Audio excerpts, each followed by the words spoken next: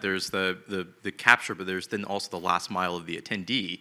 So, one of the things that we find is like with the proliferation of tools, access to the content is hard. So, whether it's a Zoom and you have to get the right Zoom link or a meeting invite, while we think as technologists this is simple, to people like my mother, this is really complicated. So, making it really easy for them to actually be a part and access the content, and then also with the quality of that content, because as we know, people's homes and networks are atrocious. So, having it so that there is like a graceful degradation of quality so that they can still participate even when there's, increased latency. Things like that just to keep in mind where, there are a lot of factors now that are not really in our control that used to be.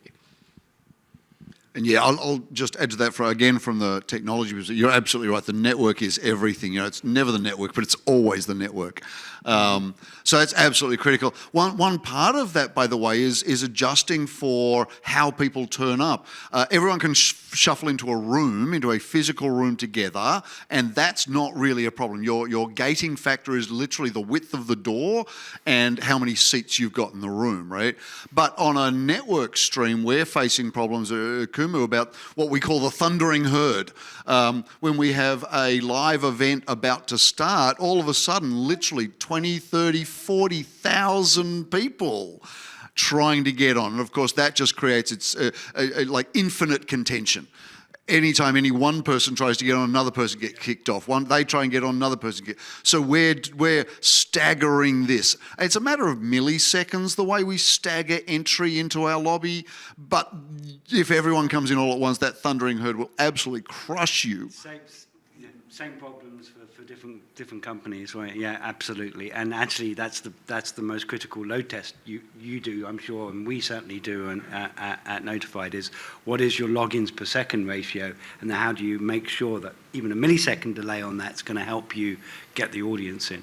And very big audiences like 30, 40, 50, 60, 70,000 audiences, totally possible, and we can support them, but we're advising customers, open up the stream 10 minutes early. Yeah. And if you've got an ECDN in play as well, even more important to open up the stream so it warms all the endpoints. Interesting anecdote about opening up the stream early. I've worked in large enterprise infrastructure for a long, long time. When I host webinars or webcasts or anything, if it's about distributed systems or cloud systems, people turn up right on time or maybe a minute late. Anything to do with mainframe systems, 10, 15 minutes early. All the time. I don't know what it is, but they want to get there early. And just quickly, I would add that redundancy becomes super critical in hybrid events, right? If our projector goes out right now, we're not showing slides, we can continue to have this conversation. We're in a small enough room that I could certainly yell loud enough that you can hear me at the back, but you can't have that continuity with your remote audience unless you have redundancy. So, backup encoders is something we work with, automatic failover between encoders.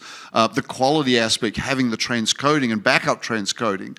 I know one of the sponsors here is a business called LiveView, who provide a whole box which is fully internally redundant, so that as long as you have a network connection, you can continue to run if a camera fails, if a microphone fails, if also. So having that level of redundancy so that when there are problems, you have that continuity, not just for the live audience, but also the remote.